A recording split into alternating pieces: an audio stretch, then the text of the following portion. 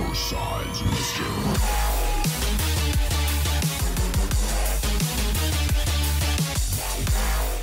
Hello everyone, it is Automagic and welcome back to another episode of Boom Beach. Today you are here for another Boom Beach base review, episode number 21.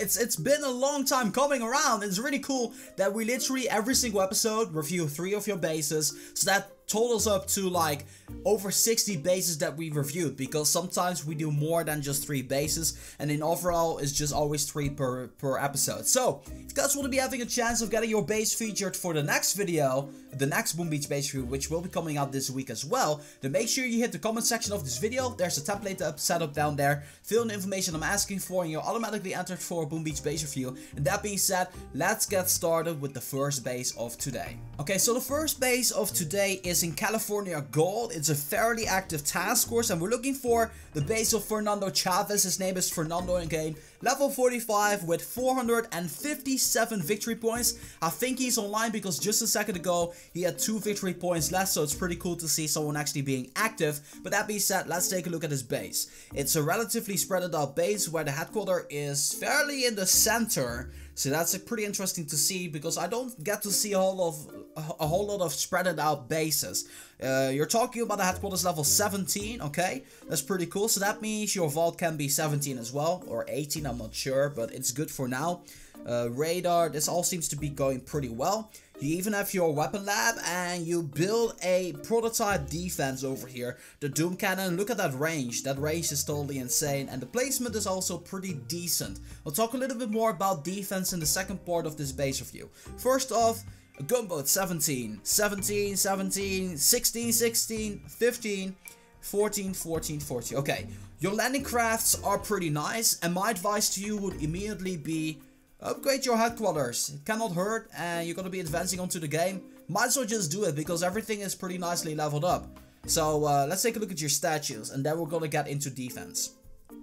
30, 29, 10, 42, that is maxed out. Very cool. I like that a lot. 16, 42, 18 and 15. Quickly going back to the 42. Someone asked me on Twitter, if you haven't followed me there yet, there will be in the screen. But if you follow me on Twitter, someone asked me, is a resource reward masterpiece for 43% good or not? Is it decent or not? And the answer to the question is yes. 43% is actually pretty good. Of course, there's still room for improvement, but you can definitely go around with a 42%. I would say the statue is not outstanding, but it's not bad either. It can go like 20 or something like that. So you're doing pretty well there. Anyway, let's take a look at your defense. So one thing that I noticed is that there is a blind spot on your base. And I'm going to tell you exactly where that blind spot is. Notice this rocket launcher over here. This is the range of the rocket launcher here, right? So let's zoom out here, just like that. Okay, so this is effectively the range of the rocket launcher. The range of this rocket launcher is all the way in here. Now, what is one thing that is not really being covered by the rocket launcher?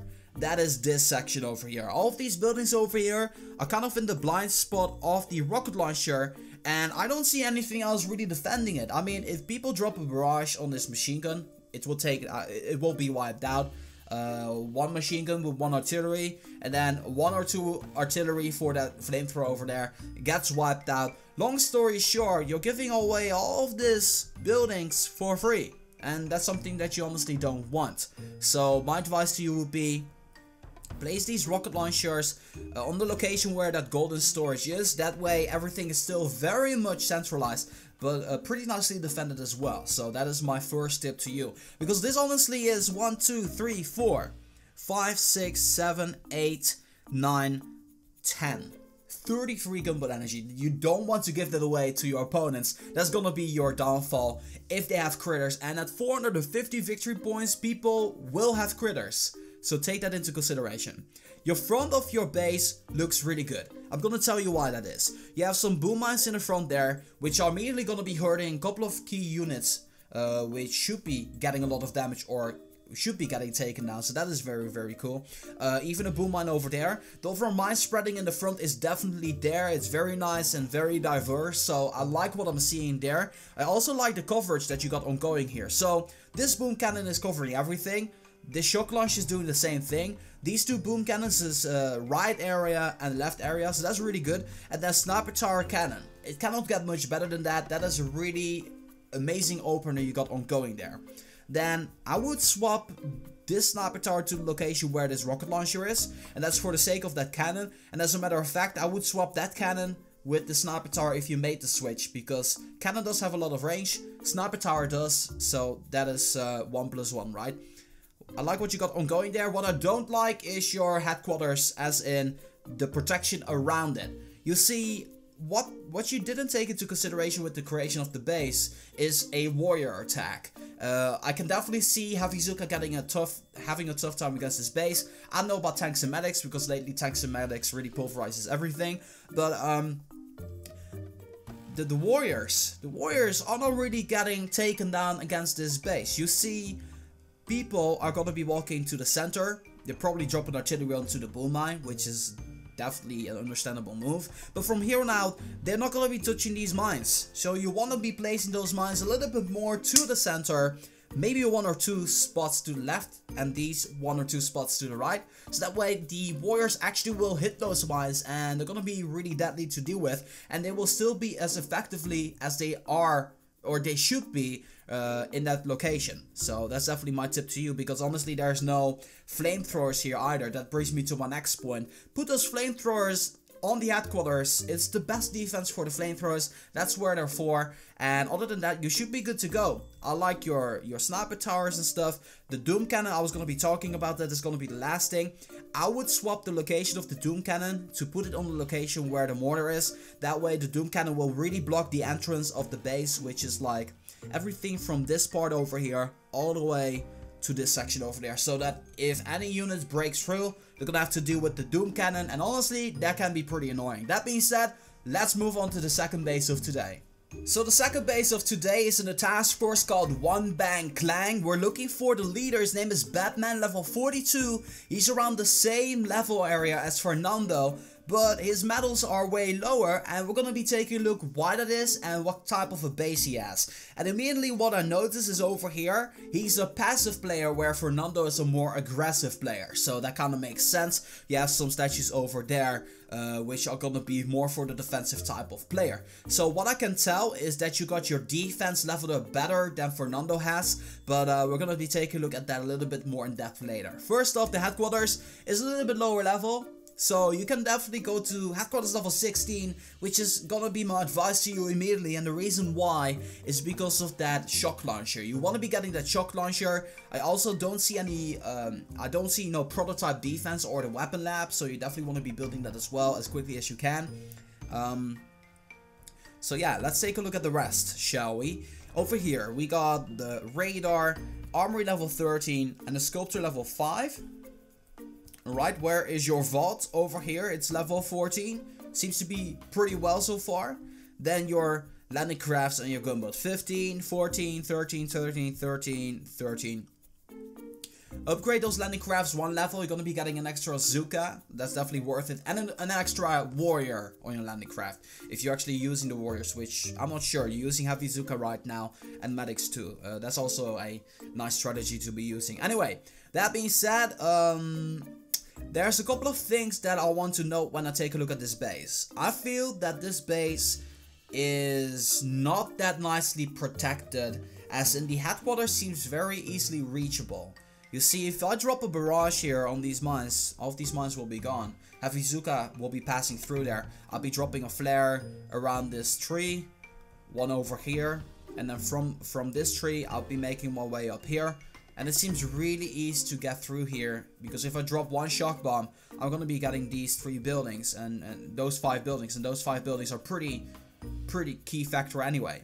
So the reason why I think frontal offense is very much an important factor in defeating the opponent that's going to be attacking your base is because you don't want to be giving people too much space to walk and do whatever they want. And I kind of feel that with this type of a base, they definitely have that possibility of doing that. I honestly think this base can be a lot better, Batman. And it's a good thing that I'm reviewing this, because maybe otherwise you would have not noticed this. And that's not to be cocky or anything like that, but it's always better to have more people looking at the base. And that's just from my point of perspective. Warrior attacks.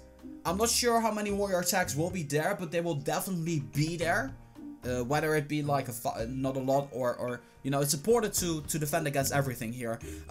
My point being, there's 2 mines only here. They can easily access the headquarters. Boom, headquarters gets taken out. There's no flamethrowers to take them down. Flamethrowers are right around here. So I can definitely see the appeal of having the flamethrowers and the machine guns in the front of the base. The issue is, once again, people are just going to be attacking the left side. I honestly would, if I had a barrage, make my way up there. Tanks and medics, heavy Zuka, take down everything. And the base is history. There is a rocket launcher there, which is very nicely centralized, so I'm gonna give you some points for that. The boom cannons over there, definitely see what you've been doing there. I kind of feel, if I take a look at this base, that you're really trying hard not to give away a lot of free gunboat energy, which is understandable.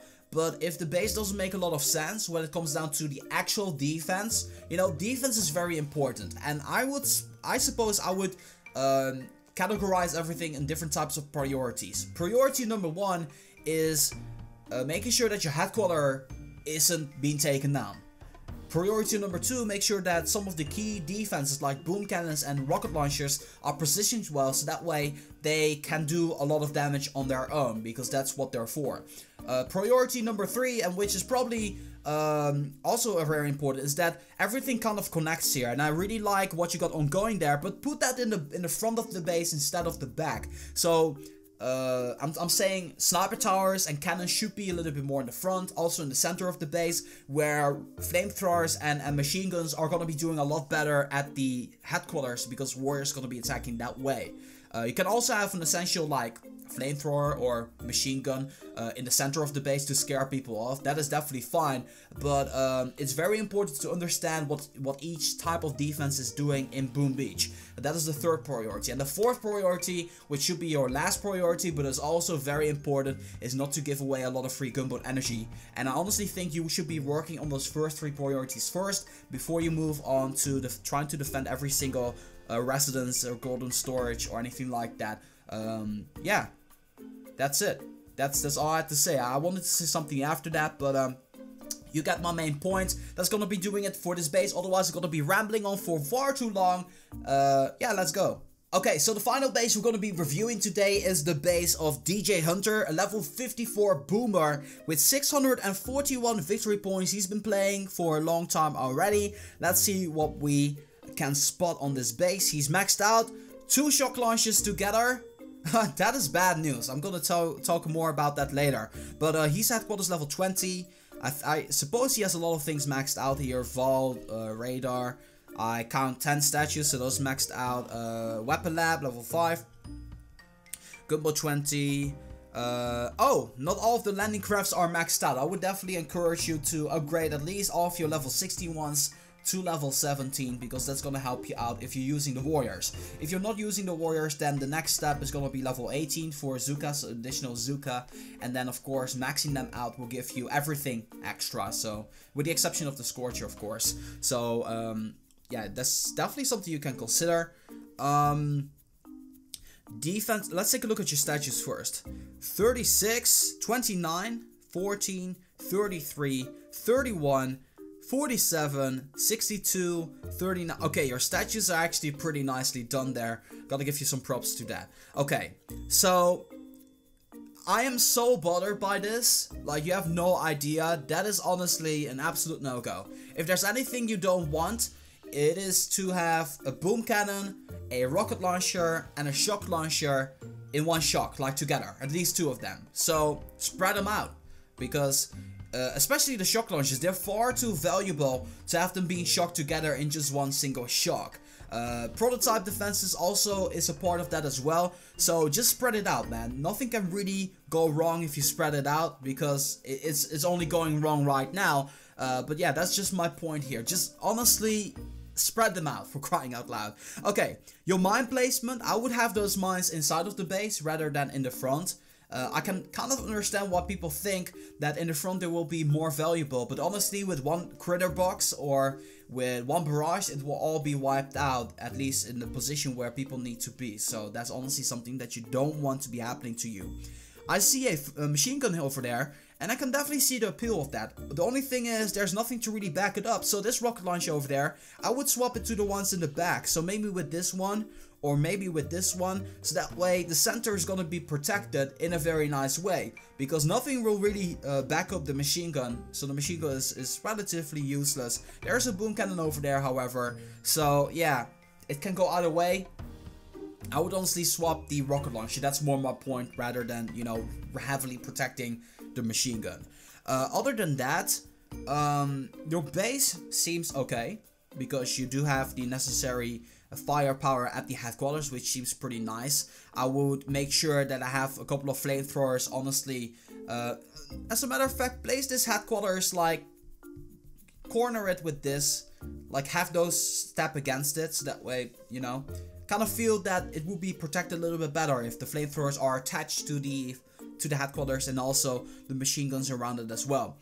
And overall, it's a very nice base when it comes down to the other defenses. The placement of everything is actually very nicely done, I feel. Nothing is really being given out for free without a real fight.